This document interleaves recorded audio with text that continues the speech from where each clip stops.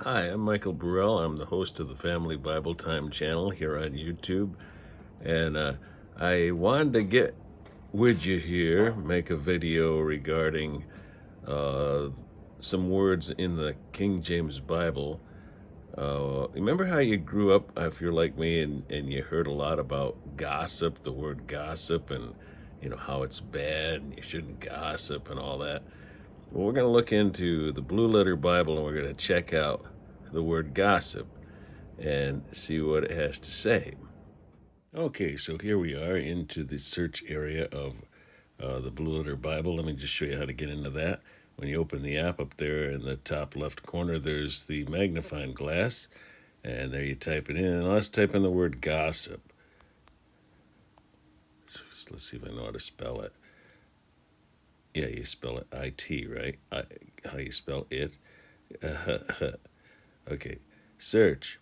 No results found. Gossip does not occur in the whole Bible of the King James Bible. That should be KJB, but it's KJV because they call it a version. But it's not a version, it's God's true word. Okay, so it's not there. I mean, what? What? Well, maybe you think, well, the King James Bible was written in 1611. Maybe the word didn't exist back then. But it did. I used to actually have an app that would show a number of occurrences of any particular word that you put in. I don't remember what that app was called, but it was some time ago when I was working off an iPod, and I had that app.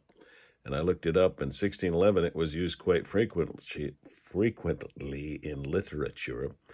And but it's not in the King James Bible. Isn't that amazing? Well, let's check out some words that are in the King James Bible. And let me tell you something that might shock you and might make you say, what are you talking about? That's not what I grew up learning. Gossiping isn't bad. And I will explain after I show you some Bible words that actually are bad in relation to something like this. I mean, these are the Bible words regarding talking about others. Let's look. Let's try this word. Backbiter. Backbiter.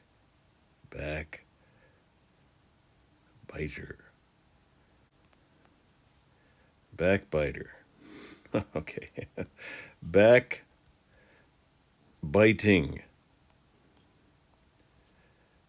I think this one's in there. Yeah, there we go. One verse. Okay. The north wind driveth away rain, so doth an angry countenance, and a backbiting tongue. North wind driveth away rain, so doth an angry countenance, a backbiting tongue. Proverbs are always ones that you got to ponder. Well, and better still, ask God, what does this verse mean? Let's just try backbite. Maybe I could just type in back and it'll find every word that has the word back in it. I don't know. No results found. Okay, so I'm not doing so good with that word. Maybe you can help me out. Maybe you can suggest down in the comments another form of the word backbiting or backbiter or whatever word it was that we discovered was there. Okay, let's try another word. Talebearer. I've never done this before. I'm really curious to wonder, I'm really curious to know how many times this word is in the Bible. 6 times. Okay, let's read them. Thou shalt not go up and down as a talebearer among thy people, neither shalt thou, it's not showing the whole thing there. Now shalt thou stand against the blood of thy neighbor. I am the Lord. A talebearer revealeth secrets, but he that is of a faithful spirit concealeth the matter. Let me read the reference. Leviticus 19:16 was the first one. Proverbs 11:13. Now Proverbs 18:8. The words of a talebearer are as wounds; they go down into the innermost parts of the belly.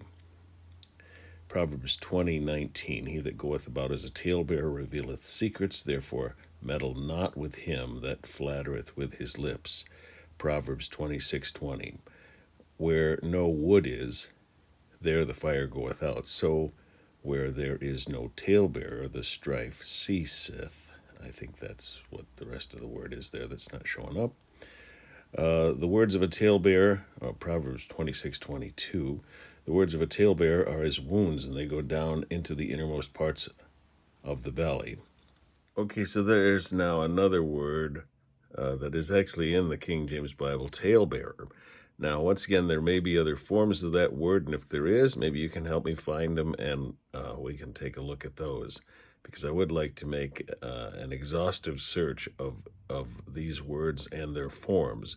But once again, in review, there is no verses in the Bible that mention the word gossip. And I'll tell you what, there's nothing wrong with gossip. And you're going to go, what? That's crazy.